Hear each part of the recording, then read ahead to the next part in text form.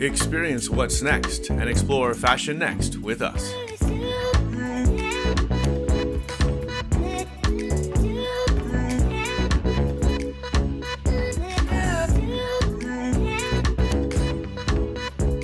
From the runway to the red carpet, let's get up close and personal with the models and mavens that made this year's Fashion Next so magical. We're on the red carpet here at FashionNXT 2022 with Ann Bocci. And of course, Ann, you have been a supporter of fashion, not only through your boutique, but also judging this year for that Emerging Up Next contest. Yes. How are you feeling about FashionNXT coming back to Portland after 2 years in hiatus? I think it's what the city actually really needs. Yes. And we all pay an arts tax. We do. And there's one thing that I have to say is this energizes the city. For an opening night last night, I was astounded by how many people post-pandemic came out. And you can see it tonight also, and you'll see it tomorrow night, that people have been waiting for this. And it's something that I think the public wants. You can see the energy in the air. Yeah. And what Tito does, he's brilliant. He's brilliant. And bringing the artists, it's really something that we need. Fantastic. Yeah, I totally agree. And it's so good to see people returning to downtown, a great excuse to get dressed up and look kind of fun and fabulous for at least a weekend. And of course, supporting the local economy and local artists and creatives. So. And this venue is beautiful, and it's right on Broadway. Yeah. And it's seriously, I'm really happy, astounded, and proud of what the city is doing, or what Tito's doing to bring this on. So final question, Ann. As a small business owner in the city of Roses, or in Oregon, what are your hopes for the future when it comes to business and Portland? My hopes are that people don't give up on Portland. My hopes are exactly events like this. My hopes are that people back events like this, that not just people wanting to get dressed up, but there's the support, there's the money, there's the backing and the energy to participate in this again. Yes, fantastic. Good words from Ann Bocci. We love her and her boutique. You know, Tony, we're visual creatures, and some people can say fashion is frivolous, but it's what we dress ourselves in, it's what we cover ourselves in, and this whole aesthetic, it is important, right? If we see graffiti, if we see burned down buildings, if we see boarded up businesses, it makes people feel less about the city. So to see things get cleaned up and more beautified, it does really matter, right? It really does matter. I have this definition: fashion, aside from being a way of life, is a sign of self-respect. Dressing good, feeling good, your personal style shows that you respect yourself personally. The exterior reflects the interior. Absolutely. So if you cannot figure out the exterior as yourself, that means you're still working on the interior side, right? Yeah. So it's the same thing with the fashion, with the city and all that stuff. You can be able to figure out also, that means we've done the work on the interior, and then it exits to the outside. It's not just about surface level, it's about what's inside being exhibited on the outside. I think that's so great. Absolutely, yeah. Well, Tony Ike from the House of Rose, your business is in kind of Lake Oswego area right now. Yes, great location, beautiful spots. It's bigger than what it was at Bridgeport, so it's an expansion actually. Oh. More employees, so... back and better than ever. Yeah. Well, Tony Ike at FashionNXT 2022. Thank you for stopping by. We're looking forward to see what's next for you. Your best. Special takeaways from tonight's fashion show. This was my first time at FashionNXT, and it was great. It was great to come and see some of the emerging designers, some existing established designers, and it was a great lively show. Lots of fun, lots of entertainment. I enjoyed it. Yeah, I think the energy kind of ramped up after the second half. Definitely, it definitely did, yes. And I love the surprise entertainment at the end. I wasn't expecting that. It was a lot of fun. Me either, yeah. That surprise music performance was fantastic from EXO. But obviously this is day 2. We got more fashions to come as they try to kind of revitalize downtown Portland. Being from the Northwest area, what are your hopes for the future of the Northwest? We are really hoping that we can bring more to this area and just keep it as lively as it has been. I mean, there's a lot of heart and soul in Portland, and Gray Magazine is in the Seattle area as well, international magazine, and we just want to see all of that energy coming through and all of the areas that we love, and then pulling it out internationally as well. We really are happy to see Portland just building and rebuilding and continuing. Yeah, we can start here. Well, we love it. Meghan from Great Magazine stopping by at FashionXT 2022. Experience what's next and explore Fashion Next with us.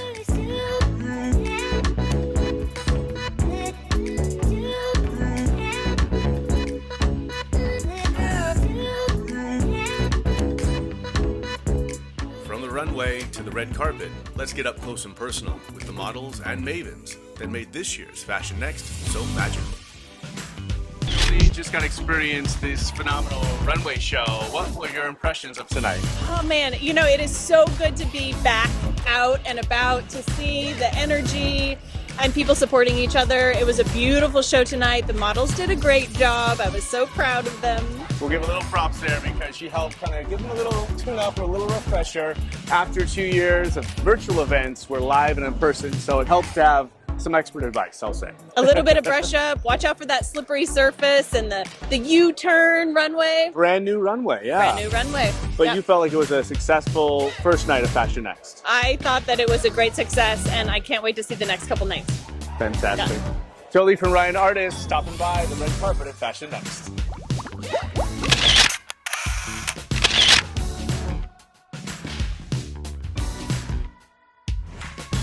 How did it feel to be part of kind of the renaissance of fashion here in Portland? It was brilliant. We all waited a long time to be back out here and just be together again and just feel that energy on stage. Yes. It was brilliant. Now, you don't just do runway shows. What kind of other makeup do you do for folks who might need your services here? Everything from bridal to special event, corporate, grooming, branding, all the fun things. Anyone who wants to look flawless and beautiful, Meghan, you got them. Pretty, we got you. Everybody's welcome. All beauties. I love it. What is your hope for the city of Portland as we step out of maybe a shadowy season into what's next? What would you like to see for the City of Roses? Togetherness. Let's bring everybody back together. It was a lonely few years. Yeah. We needed this art. We needed our moment. We needed to be together again and experience what everybody can create. And I'm just happy to be a part of it all. Creating together. I love it.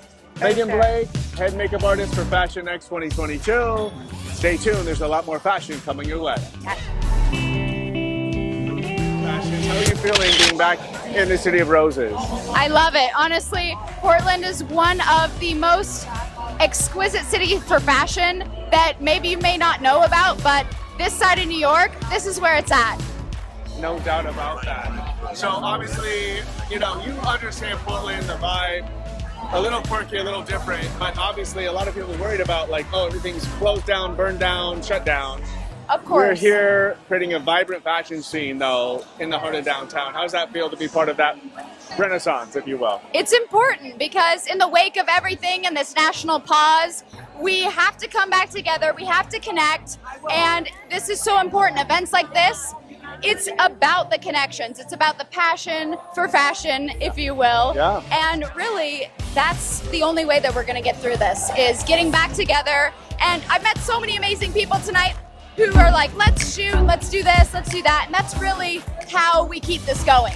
That collaboration, that coordination, people coming together and then spinning off and doing fun things. So it's not just about the runway show, it's about everything that happens after tonight. Absolutely. I actually coach Runway, and I teach all of my students that it's more about confidence and about character and telling your story and how you stand in front of the crowd rather than about the clout and about the look.